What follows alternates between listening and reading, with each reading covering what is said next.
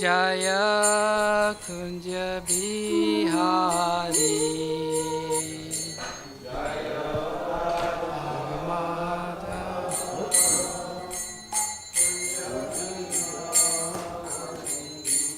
Jaya Gopijana Vallabha Jaya Giri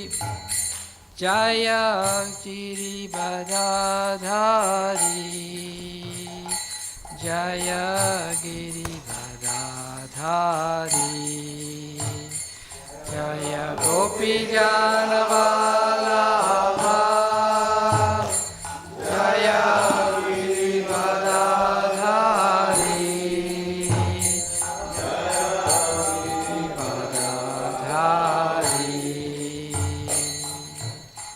Yashodanandana Brajajana Ranjana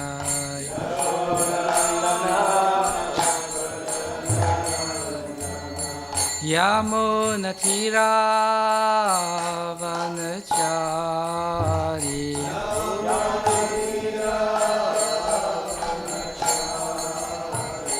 Jaya Radha Madhava Jaya Kunja Bihari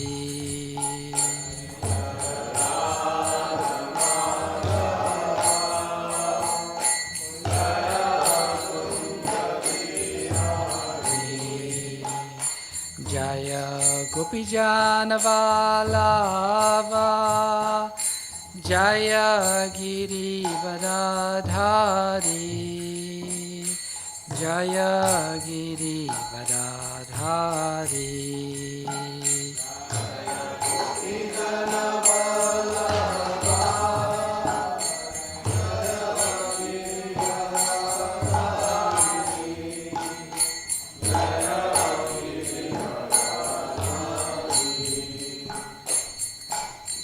Yashodanandana Brajajana Ranjana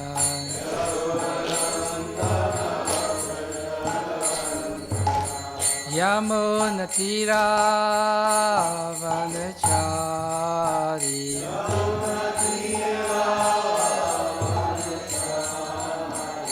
Jaya Radha Madhava Jaya Kunja Bihari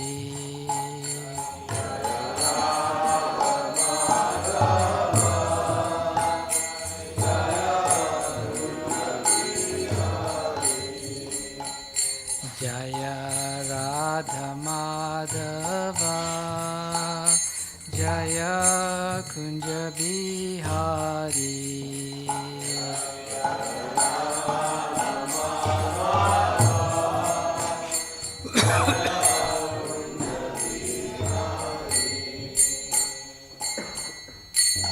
Jayam Vishnupad Paramahamsa Parivrajikacharya Ashtatarasata His Divine Grace Srila Bhai Charanaravinda Bhaktivedanta Swami Srila Prabhupada Ki Jayam Vishnupad Paramahamsa Parivrajikacharya Ashtatarasata His Divine Grace Srila Bhaktisiddhanta Goswami Maharaj Prabhupada Ki Jai Ananta Koti Vaishnava Vrinda Ki Jai Namacharya Srila Haridas Thakur Ki Jai Prem Sukaho Shri Krishna Chaitanya Prabhu Nityananda Shri Advaita Gadadhara Shiva Shri Gaura Bhaktivedanta Ki Jai Shri Radha Krishna Gop Gopinath Shama Kund Radha Kund Giri Govardhana Ki Jai Shri Vrindavan Dhama Ki Jai Shri Mayapur Dhama Ki Jai Shri Nilachal Jagannath Puri Dhama Ki Jai Ganga Maya Ki Jai Jamuna Maya Ki Jai Bhakti Devi Ki Jai Tulsi Maharani Ki Jai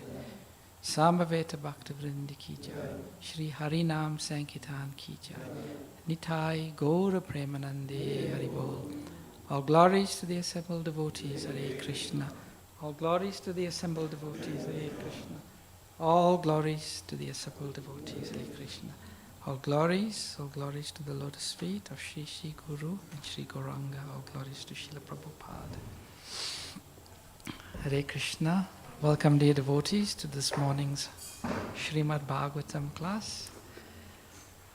It's my honor and privilege to be able to speak on this beautiful Grantaraj, the king of all literatures.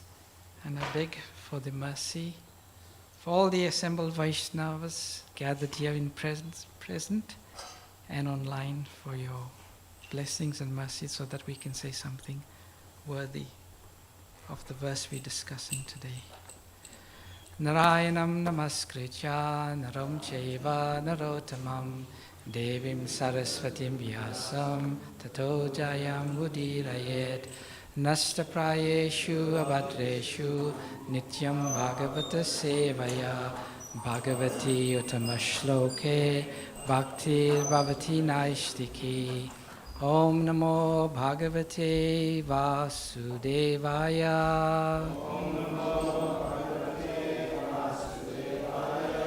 Om namo bhagavate vasudevaya.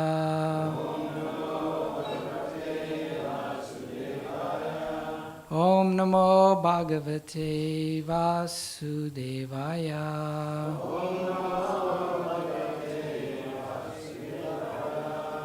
So we are reading from Srimad Bhagavatam, Canto number 2, Chapter 9, chapter entitled Answers by Citing the Lord's Version. And today we are discussing text number 33. Aham eva sham eva gre nanyat yat sad asat param paschadaham yat etacha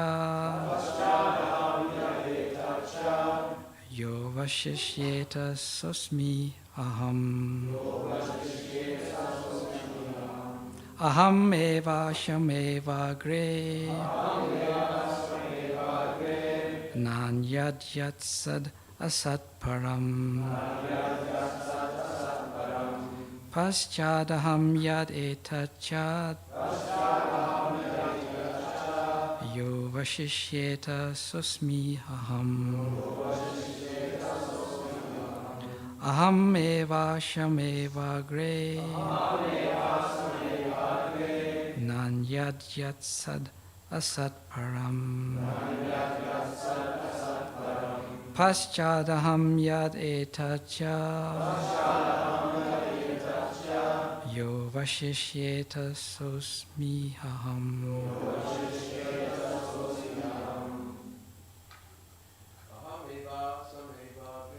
Aham eva sameva gre nanyada sat asat param aham eva cha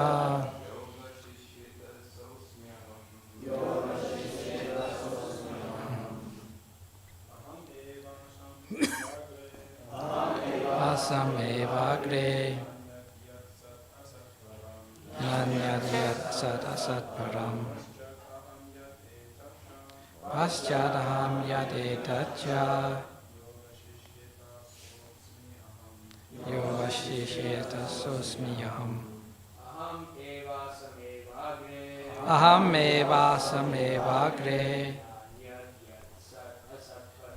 nanyat yat sat asat param paschadaham yat etacha yo vashishyeta sosmi aham. Aham eva sameva gre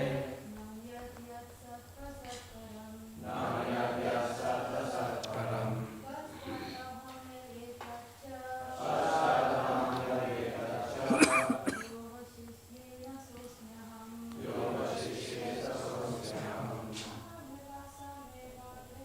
aham eva sameva gre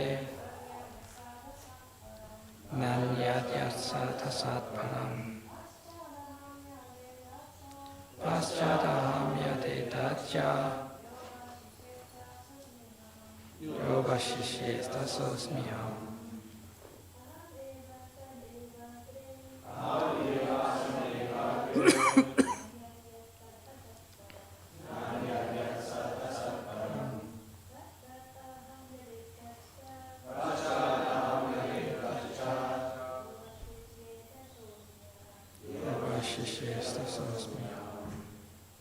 Aham, I, the personality of Godhead. Eva, certainly. Asam, existed. Evam, only. Agre, before the creation. Na, never. Anyat, anything else. Yat, all those. Sat, the effect. Asat, the cause. Param, the supreme. Paschat, at the end. Aham, I, the personality of Godhead. Yat, all these. Etat, creation. Cha, also. Yah, everything. Avashishyate, remains. Sa, that. Asmi, I am. Aham, I, the personality of Godhead.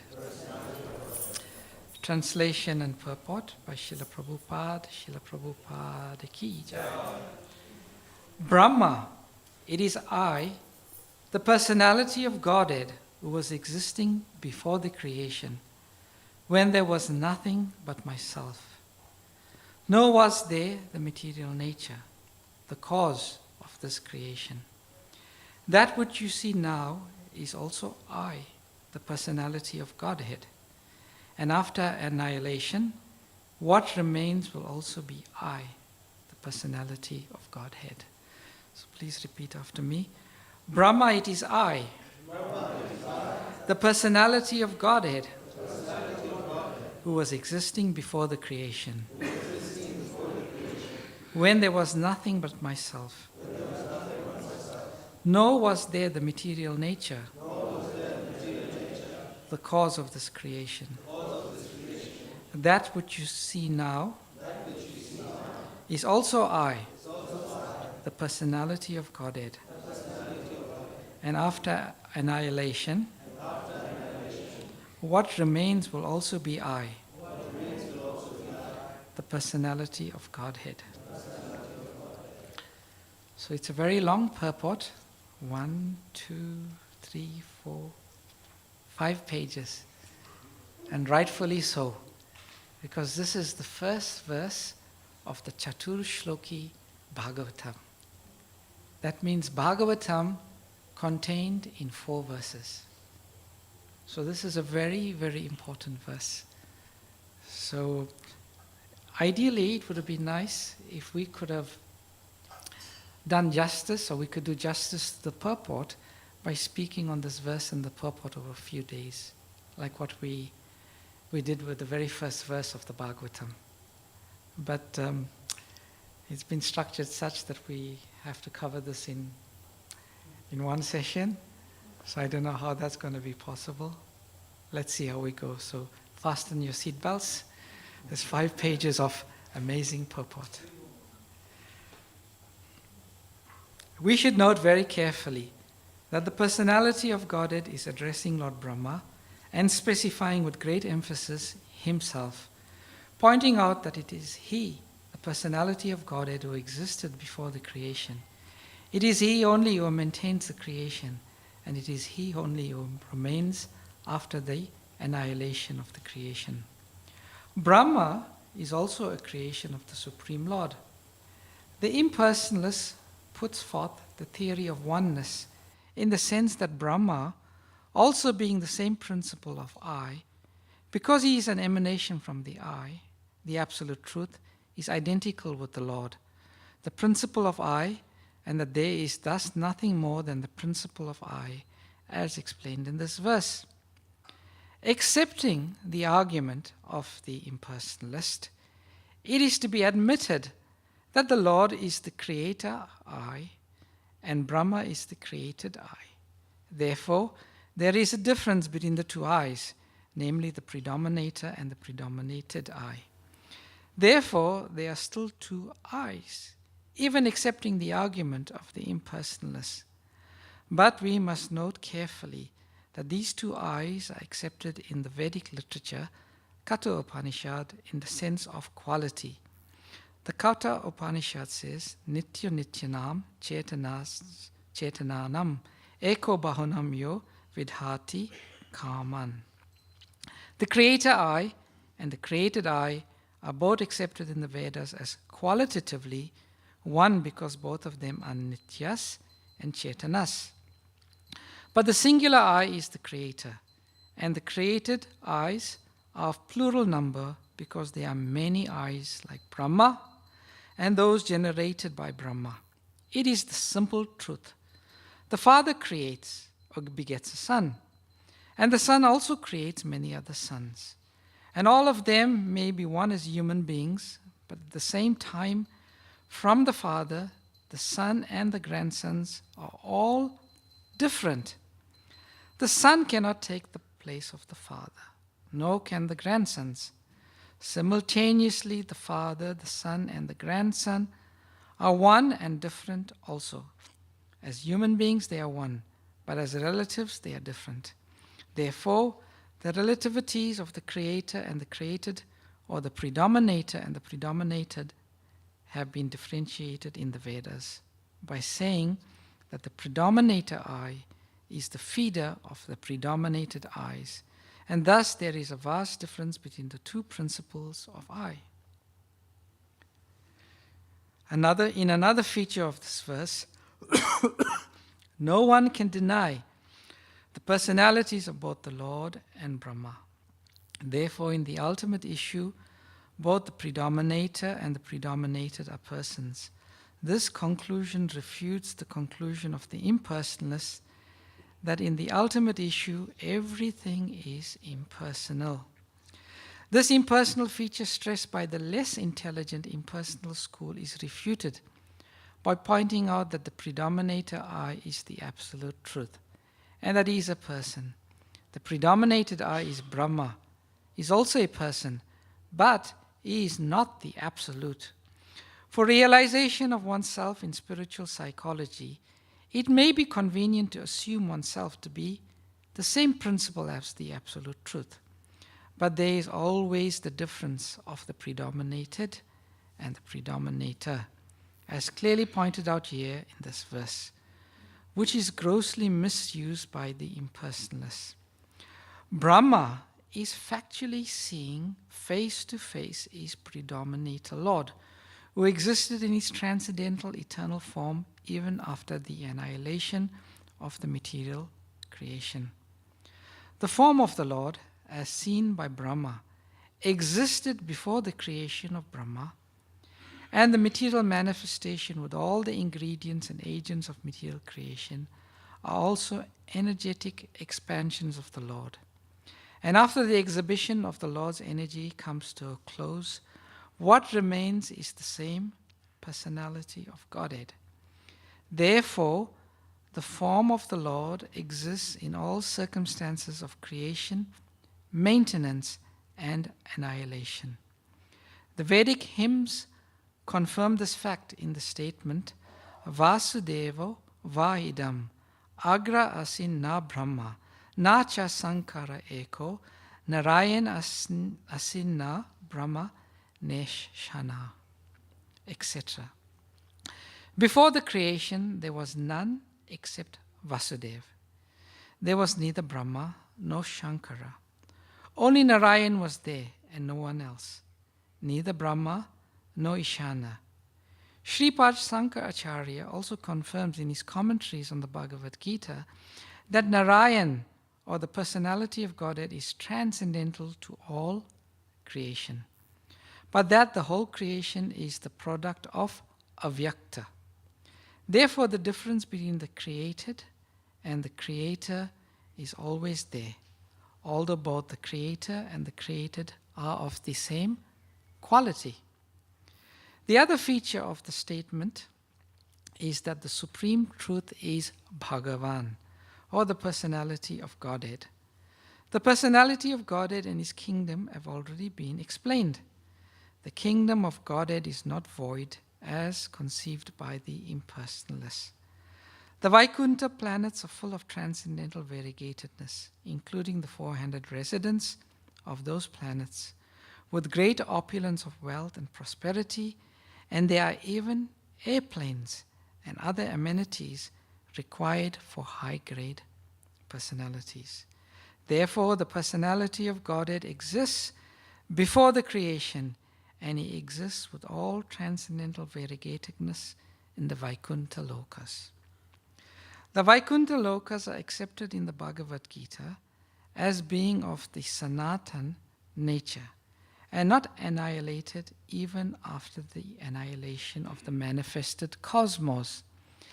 Those transcendental planets are of a different nature altogether, and that nature is not subjected to the rules and regulations of material creation, maintenance, or annihilation.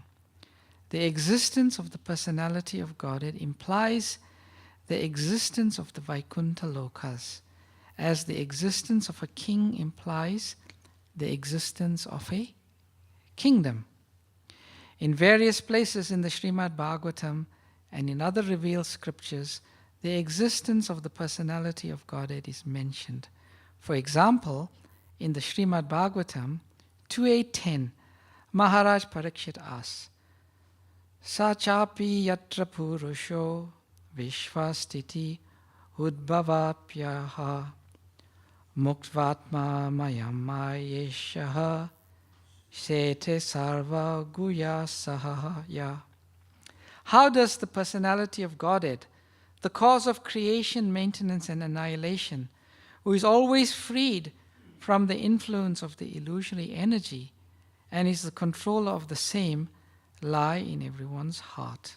Similar also is a question of Viduras. Tatvanam bhagavam stesham katidha pratishankramaha tatremam ka upashiran kahu swid anushetrate. Bhagavan 3.7.37.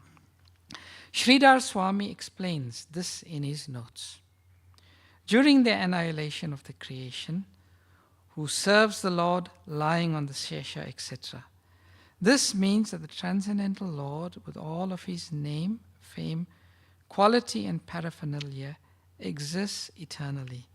The same confirmation is also in the Kashikanda of the Skanda Purana in connection with Dhruva Charita.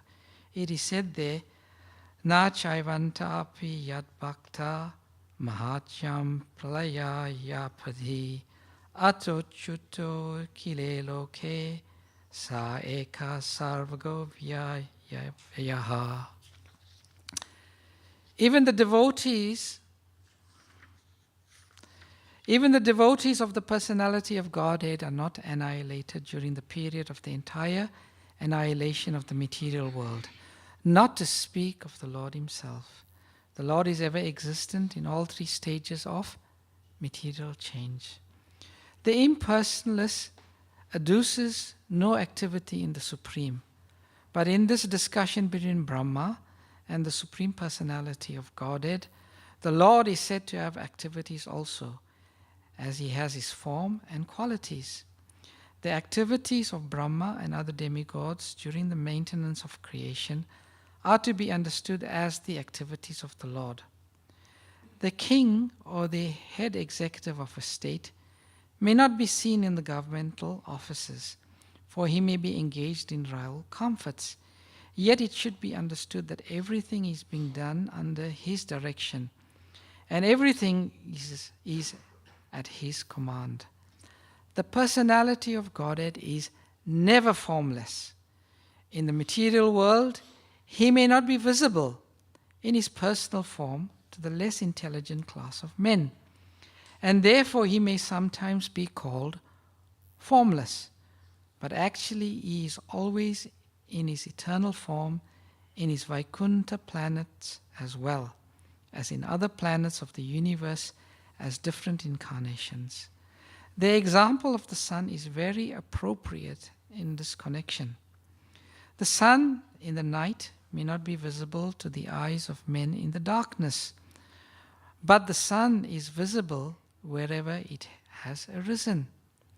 That the sun is not visible to the eyes of the inhabitants of a particular part of the earth does not mean that the sun has no form. In the Brihad Aranyaka Upanishad 141, there is the hymn Atma Vedham Agra Asit Purusha Vidaha. This mantra indicates that the Supreme Personality of Godhead, Krishna, even before the appearance of the Purusha incarnation. In the Bhagavad Gita 15:18, it is said that Lord Krishna is Purushottam because he is the Supreme Purusha, transcendental even to the Purusha Akshara and the Purusha Shara. The Akshara Purusha, or the Mahavishnu, throws his glance over Prakriti or material nature, but the Purushottam existed even before that. The Brihad Aranyaka Upanishad therefore confirms the statement of the Bhagavad Gita that Lord Krishna is the Supreme Person, Purushottam. In some of the Vedas, it is also said that in the beginning, only the impersonal Brahman existed. However, according to this verse, the impersonal Brahman, which is the glowing effulgence of the Lord, of the body of the Supreme Lord, may be called the immediate cause. But the cause of all causes, or the remote cause, is the Supreme Personality of Godhead. The Lord's impersonal feature is existent in the material world, because by material senses or material eyes, the Lord cannot be seen or perceived.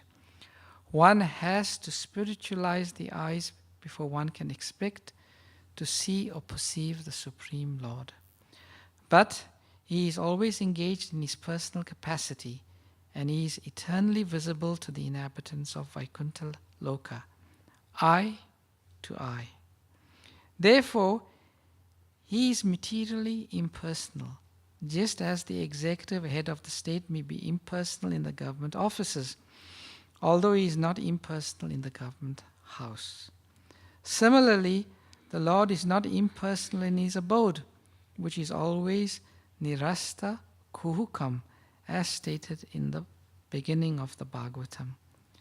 Therefore, both the impersonal and the personal features of the Lord are acceptable, as mentioned in the revealed scriptures. This personality of Godhead is very emphatically explained in the Bhagavad Gita in connection with the verse Brahmano hi pratishtaham, Bhagavad Gita 14:27. Therefore, in all ways, the confidential part of the spiritual knowledge is realization of the personality of Godhead, and not his impersonal Brahman feature. One should therefore have his ultimate aim of realization not in the impersonal feature, but in the personal feature of the Absolute Truth. The example of the sky within the pot and the sky outside the pot may be helpful to the student for his realization of the all-pervading quality of the cosmic consciousness of the Absolute Truth. But that does not mean that the individual part and the part and parcel of the Lord becomes the supreme by a false claim. It means only that the conditioned soul is a victim of the illusionary energy in a last snare. To claim to be one with the cosmic consciousness of the Lord is the last trap set by the illusory energy, or Daivi, Maya. Even in the impersonal existence of the Lord, as it is in the material creation, one should aspire for personal realization of the Lord. And that is the meaning of paschadaham yat etaj chayo vashishyeta sosmi haham. Brahmaji also accepted the same truth when he was instructing Narada. He said, Soham te bibhi tastata bhagavan vishva bhavavanaha. Bhagavatam 2.750.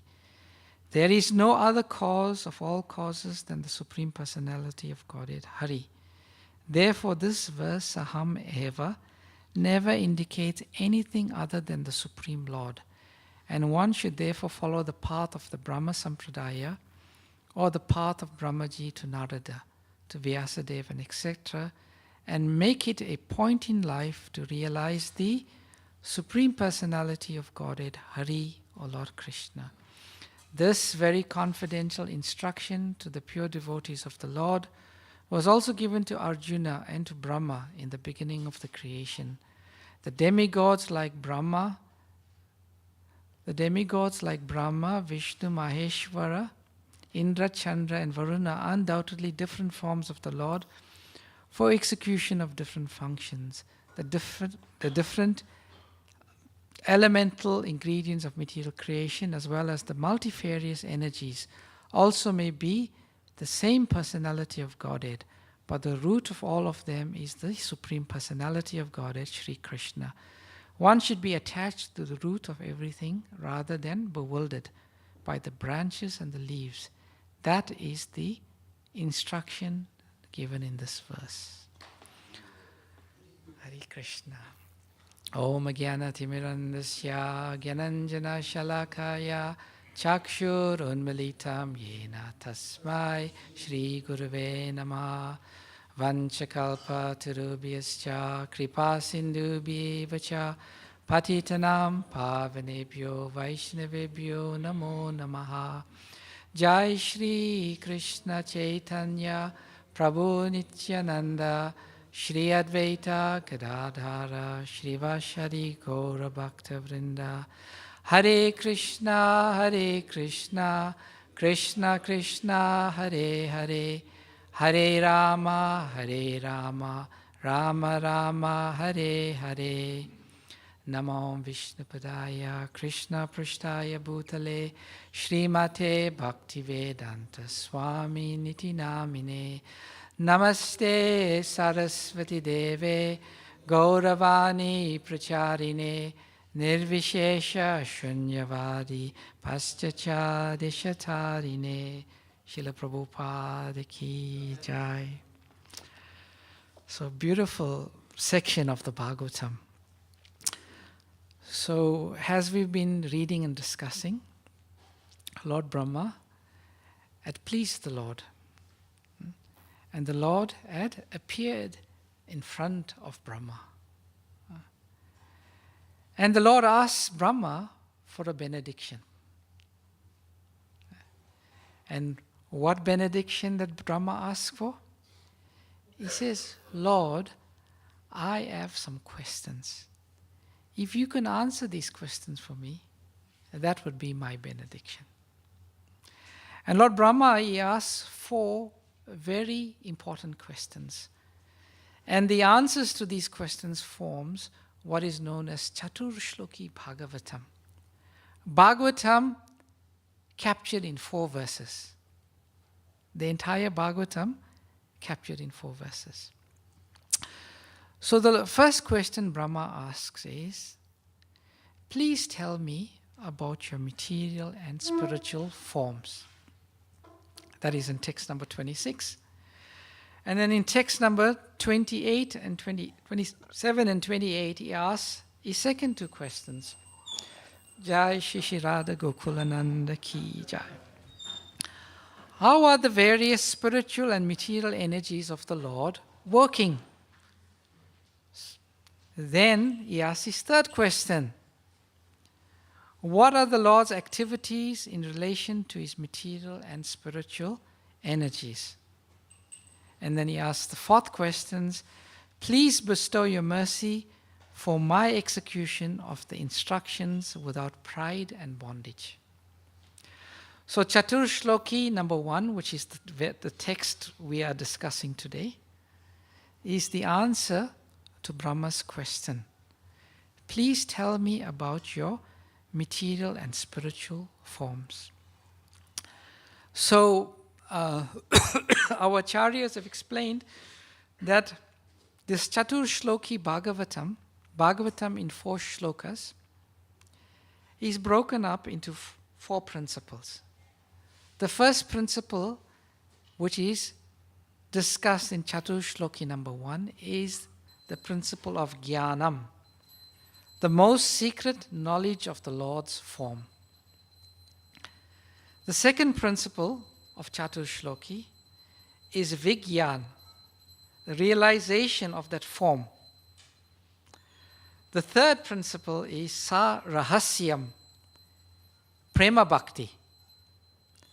And the fourth principle, Tad Angam, is Sadhana Bhakti. So in these 4 verses of Chatur-shloki Bhagavatam, we have the most secret knowledge, the realization of the Lord's form, understanding of what is Prema Bhakti, and what is Sadhana Bhakti. So therefore, this is called nutshell verses.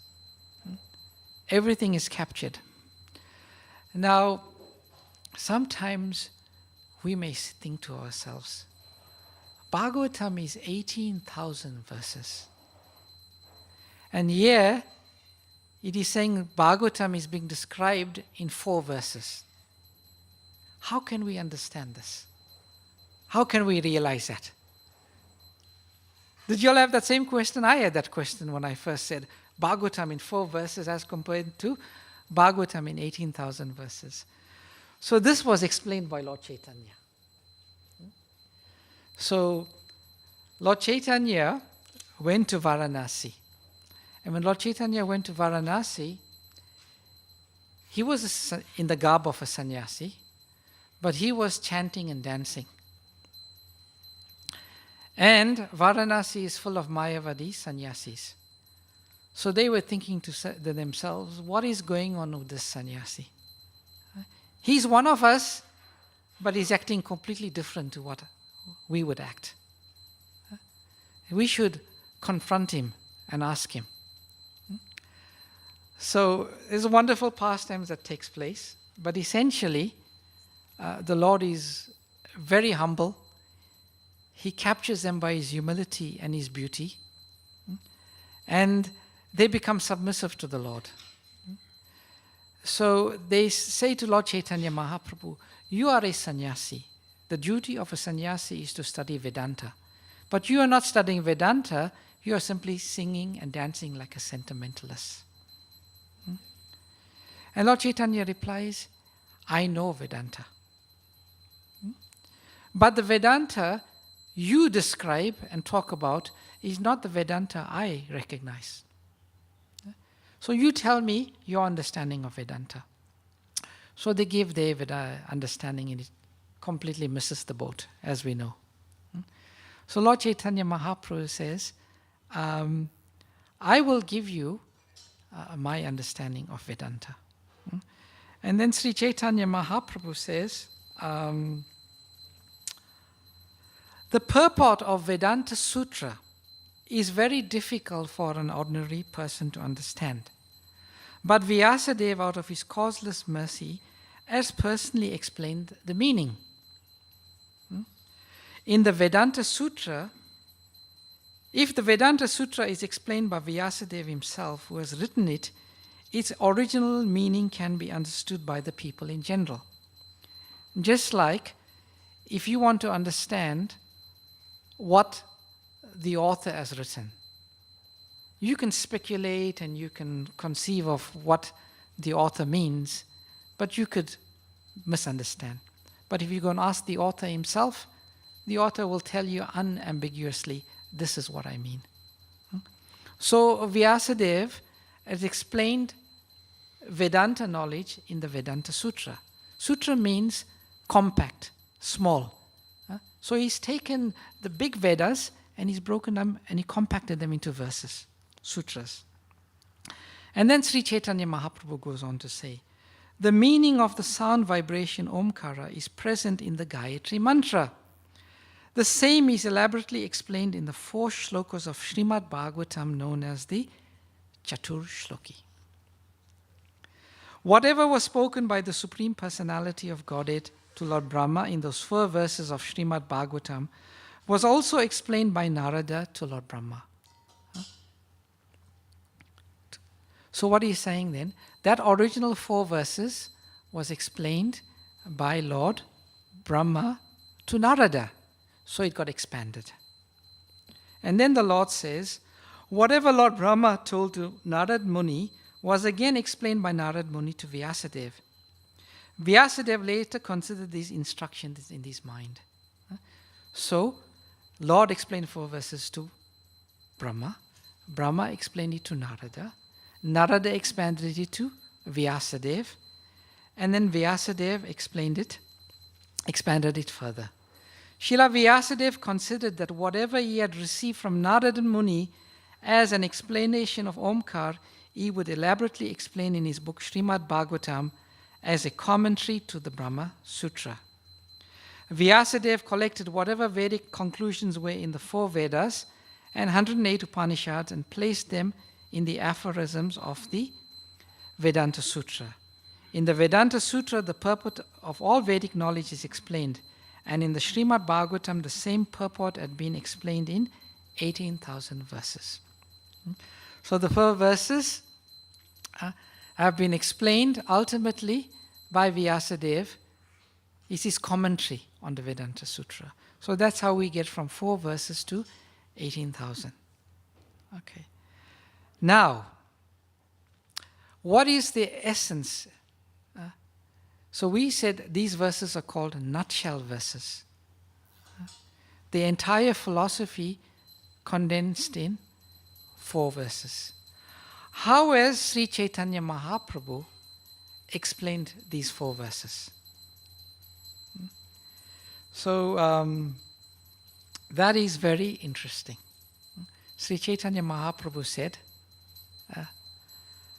Bhagavatera sambandha abhideya prayojana Chatur-shlokete prakata tara kadiyacha lakshana. So Sri Chaitanya Mahaprabhu now explains how these 4 verses are the essence. Sri Chaitanya Mahaprabhu says, the essence of Srimad Bhagavatam is our relationship with the Supreme Lord, our activities in that connection, and the goal of life is manifested in the 4 verses of Srimad Bhagavatam known as the Chatur-shloki. Everything is explained in those verses. So Sri Chaitanya Mahaprabhu is saying, if we are to understand the Chatur-shloki Bhagavatam, we can understand them by the principle of sambandha, abhideya, and prayojan. What does sambandha mean? Relationship. What does abhideya mean? Process. And what does prayojan mean? The goal. So in these 4 verses, we will discover our relationship with the Lord. In these 4 verses, we will understand the process. And in these 4 verses, we will understand the goal. Therefore, everything, the entire Bhagavatam, is contained in these 4 verses. The 4 verses of the Srimad Bhagavatam. So this has nicely been explained by Sri Chaitanya Mahaprabhu, and Sri Chaitanya Mahaprabhu then goes on to speak about these verses, and then he personally quotes this verse. Actually, this verse is quoted 3 times in the Sri Chaitanya Charitamrita. In the first Adi Leela, first chapter, verse 53, and then again in the Madhya Leela, chapter 24, and then again in the Madhya Leela. So it's very important. So Sri Chaitanya Mahaprabhu has explained these verses for us. Now, in 5 minutes, we have to discuss the purport, which is not possible. But essentially, Srila Prabhupada is doing something really wonderful in the purport. This very, very important verse. It may seem that the meaning is very clear. What is the meaning? Very simple. The Lord existed before creation. He says, He's the only one existing before creation. He's the only one existing during creation and is the only one existing after creation. So Sri Chaitanya Mahaprabhu said, what does this mean? It means that Krishna is everything. Krishna is the beginning, Krishna is the middle, and Krishna is the end. Krishna is everything.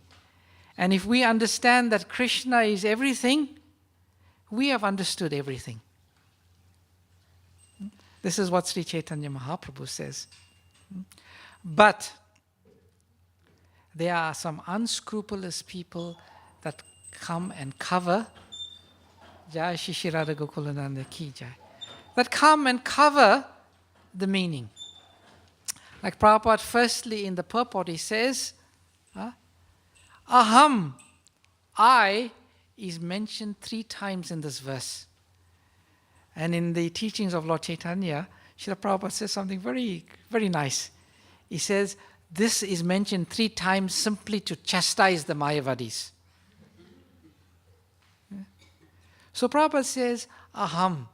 If you go and look it up in the Vedic dictionary, the meaning is very clear. It's unambiguous. It means I. But I, which I? This is the I, Krishna standing in front of Lord Brahma. I, the personality of Godhead. But what do the Mayavadis say? No. It's not the I, Krishna, standing in front of Krishna. This is the impersonal Brahman, I, that he's speaking about.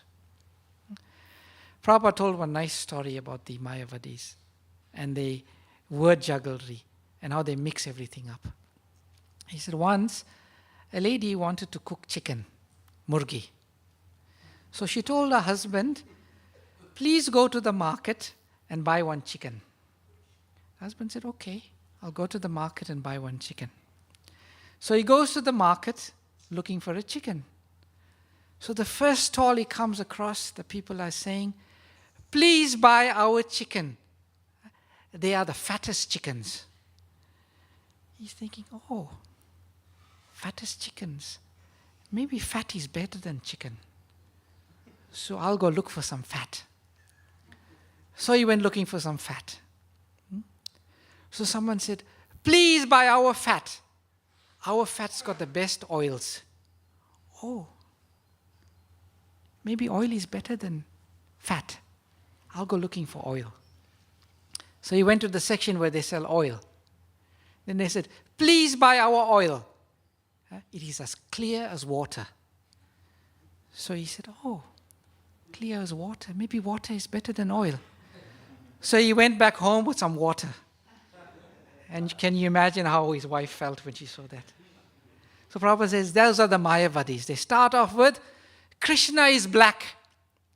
Black means unknown. Unknown means unknowable. And they land up with impersonal Brahman. They completely mix everything up. It is so clear, the meaning, absolutely clear. Aham, Krishna says, I, the personality of Godhead, standing in front of you. In a minute, I'll just discuss one other point. So it's very clear, and we can understand that Krishna existed before creation. There was only Krishna, and there was nothing else. We reading and study Bhagavatam. That's not very difficult to understand, isn't it? But Krishna says, after creation, it is only I that existed. But there's the worlds, there's the planets, there's universes. There's all of this. How can Krishna says, it's only I? And even the Bhagavad Gita, Krishna tells Arjuna, Natvam evaham jatu nashtam. Never was there a time when I did not exist, nor you, nor any of the kings on this battlefield. But yet Krishna is saying here, it is only I who existed after creation. Is there a contradiction? Is there a contradiction? Yes and no. Okay, Shama, tell me why. No. Because all contradictions are Resolved in the absolute. You're putting it, yeah. All contradictions are resolved in the absolute. Yeah, you're putting it in a transcendental box, which we normally tend to do. But how do we explain it? Why is it not contradictory? We just discussed it earlier. Yes, Prabhu.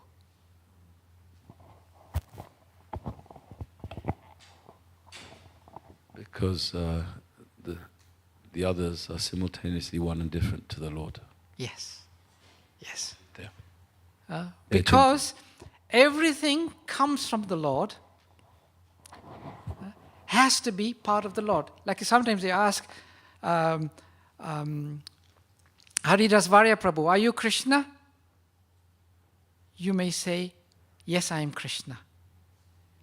Then if we jump on him and say, no, you can't say you're Krishna, you are an atheist, an impersonalist, then we are making him something separate from Krishna. And nothing can be separate from Krishna. So, in that sense, everything is Krishna. Everything is Krishna. But Prabhupada qualifies it. Qualitatively, everything is from Krishna, because everything emanates from Krishna. Everything emanates from Krishna. Actually, Srila Bhaktivedanta Thakur, he once said something very interesting. He said there are only two realities in this world. And that's going to be explained by the next verse. He said there are only two realities in this world. Does anyone know which are the two realities Srila Bhaktivedanta Thakur said? He said the only two realities in this world are the jivas and the holy name. Everything else, like Vedic science, reality means something that is permanent. Something that is not permanent is considered to be illusion. Like in this room we are sitting now. The only thing that is permanent is the Atma. With the passage of time, even 1,000 years from now, this temple may not be there. At the time of destruction, everything goes to the stages of material existence. So the only reality Srila Bhaktivedanta Thakur says in this world, it's the jiva and the holy name. And the holy name is none other than Krishna. And the jiva is a part and parcel of Krishna. So this is very, the purport, Srila Prabhupada's purport is so interesting. It establishes something so fundamental that we need to understand and know in our Krishna consciousness. That's what means jnanam. To understand, Lord Brahma is saying, let me understand your spiritual and material natures. So this verses, they captures a great truth, and we should study it, and we should try to understand it. And I would request all the devotees to read the purport again and again, and to study it. Srila Prabhupada, being very, very protective of his readers, he is making the meaning of this verse absolutely clear from multiple angles. So we are meant to stop at 8:30. I'll stop here. I'll take any questions or any comments that anyone has. Yes, Prayojan Prabhu.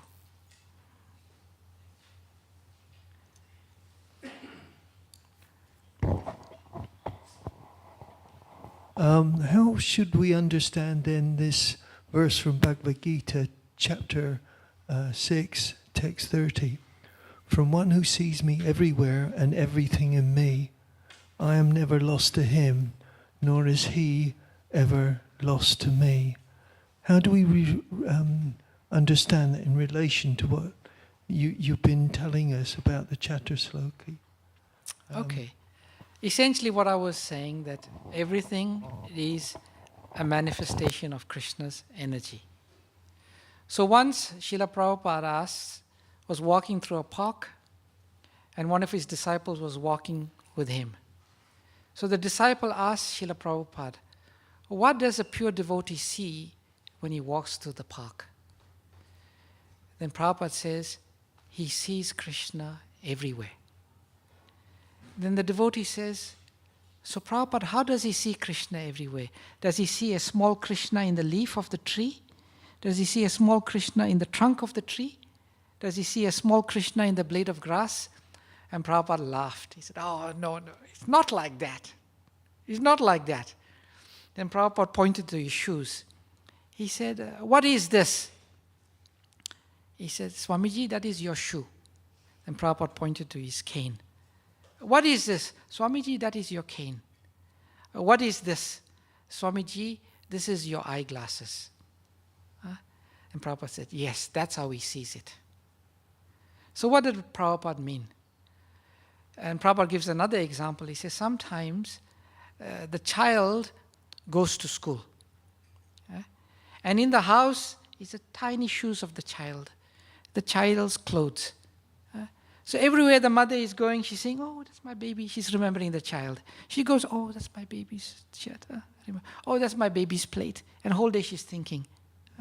So in the same way, the devotee sees Krishna's energy everywhere. Manifestation. And that's the explanation of the verse Prabhupada said. So the same way that this verse is saying that, like in terms of creation, the Lord is the only one present. But he's present also in the form of his energy. Because his energy is Krishna. As Prabhupada says, you can't separate the sunshine from the sun. You can't separate the sunshine from the sun. You can't speak of the sunshine without the sun, or the sun without the sunshine. The same way you can't speak of Krishna without his energies. Does that answer your question, Prabhu? Okay. Any other questions or comments? All right. Thank you very much. Srimad Bhagavatam ki. Srila Prabhupada ki. Go Premanande Hari Bol. Hare Krishna. Srila Prabhupada ki.